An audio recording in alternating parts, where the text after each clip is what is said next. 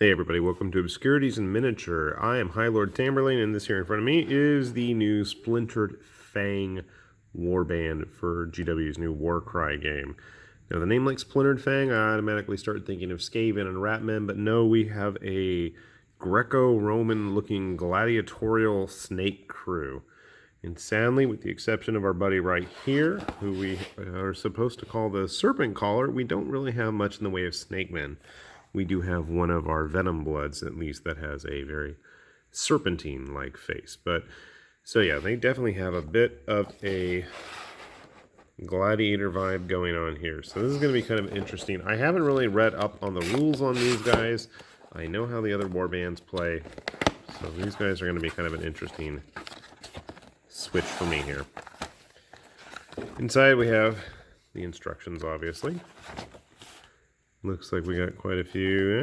Looks like we have a kind of even mix here. So about half of our warband are on the 25mm bases, 2 on the new 28, and then 3 on the bigger 32mm bases there.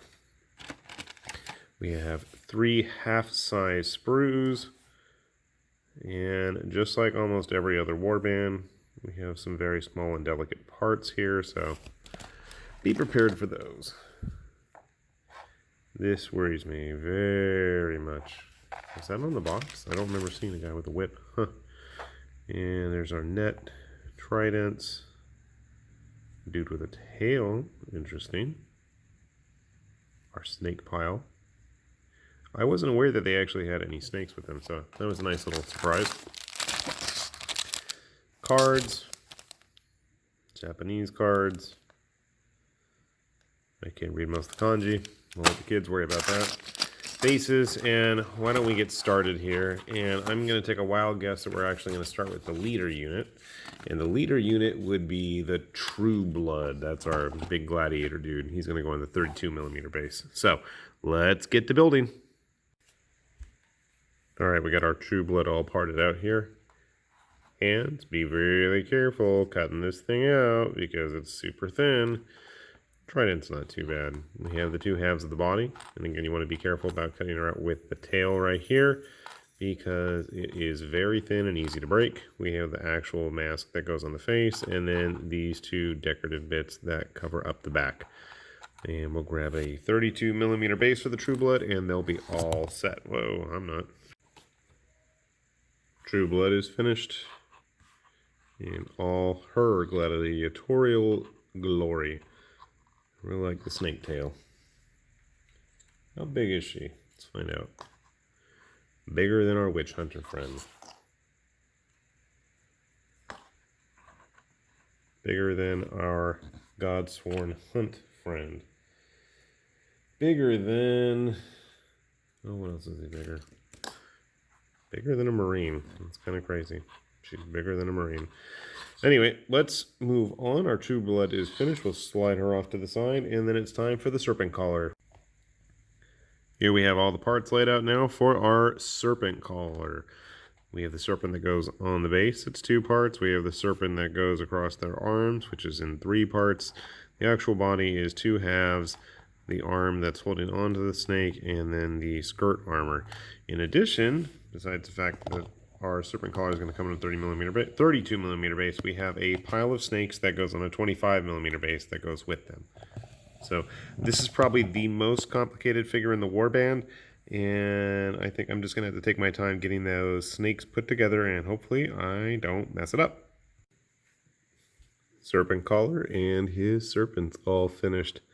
This guy is going to be a challenge to paint, and he was a challenge to make sure that the snakes did not get in the way of everything. I like the one on the back actually just kind of lodged, and you can see where the glue is still kind of drying here with the, what is it, the tail end of his cloak? Hood would be a better word. So it had a kind of little notched zigzag edge that kind of stuck together, and we have the same thing. And actually the snakes on both his arm and on the ground, they kind of have a zigzag little notched groove that you just stick everything on.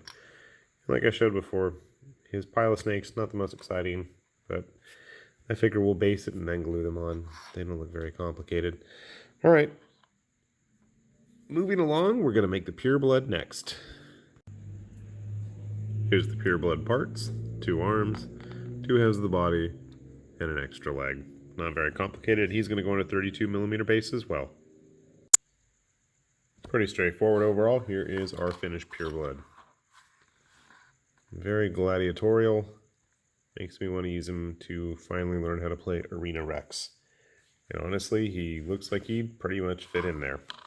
So with our Pureblood done, that means we're going to move on to all of the cannon fodder dudes, which are the Venom Bloods. Let's get to those dudes.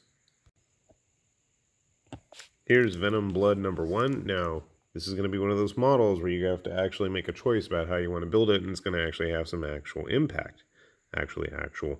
So, this Venom Blood is the more heavily armored. He has a armor defense of 5, which is a very high rating in this game so far, because he's going to fight with a shield. That's no matter what. His choice of arms include either the whip or the spear. Now, the whip obviously is going to get an extra inch of range. I don't know about the dice, but this is obviously going to hurt a lot more than this. So you have the trade-off. Do you want to roll more dice closer up and do more damage, or really have some area control with the whip? I'm probably going to go with the spear. And then here's our other Venom Blood. Similar story. We're going to have to decide between, do we want to give him the whip, or do we want to give him the dual-bladed blades? This is the guy with the funky monster face. If I can get that focused. With his tongue coming out, it looks like. Not 100% sure there, but he's pretty simple. I'm not sure which one I'm going to go with. This guy's not as heavily armored as our friend with the shield. He does roll more dice, obviously, if we're going to have both blades, but he does have that whip option, so I got to figure that out. Otherwise, he's pretty simple. We just have his extra knives for paralyzing everything in sight and the loincloth armor there. So let's get both of our Venom Bloods finished, and we'll figure out what parts we're going to use. So both of our Venom Bloods are built here. As you can see, I decided to go with the spear for the guy with the shield, since he has the abilities and he's already pretty tanky. I figured with a 2-inch range rather than a 3-inch, he's going to be alright, whereas the lighter, more war dancer looking, I don't know, he almost reminds me of like a vampire or something with that face. I went with the whip for him. I figure he's going to be running around, getting into combat quickly, and whether he survives or not, that's not my problem, but he'll have that range, you know, have the other guys come on in and help pluck off whoever's in the way there. This shield did not want to stay attached correctly. I keep messing with it, and it does not want to go on there right. So be careful trying to glue that on. I still can't figure out if he's supposed to be pointing up, down, straight with his spear. Not that it really matters in the end, but I think he's fine like that. So these are the last two 28mm. Next up, we have the Clearbloods, who are the lowest ranking members of the warband. And we're going to have 3 regular ones, and only one gets a shield. And he has his own special rules, but let's get all those guys out and ready to get put together. So here we have all the parts for the Clearbloods laid out. Most of the Clearbloods consist of about 4 to 5 parts, usually the front and the back half, and their weaponry. The only difference is our friend up here, who has the shield and a sword as opposed to 2 short blades. Just every single one of them has a separate face mask that needs to get put on.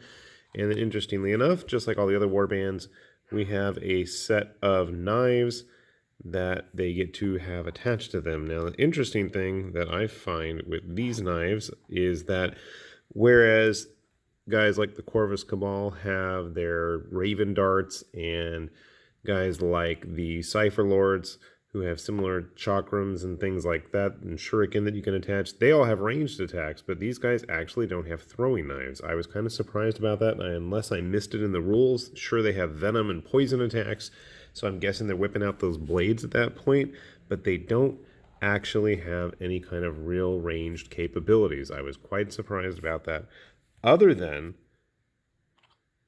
our friend who's literally hurling snakes at people. So let's get those Clearbloods put together, and we'll see how the whole warband stacks up. And here's our Clearbloods. Pretty simple construction, and then you get to put these extra knives on their backs that actually don't really seem to serve any purpose, unless I am totally missing something. Maybe they have it on their card. I don't know. I could be wrong. Let's take a look at the whole warband while we're at it. So, as I was expecting, I thought that the Clearblood seemed a little bit smaller than some of the other members of the warband, such as our Purebloods and Truebloods and the Serpent Collar, who's just going all over the place.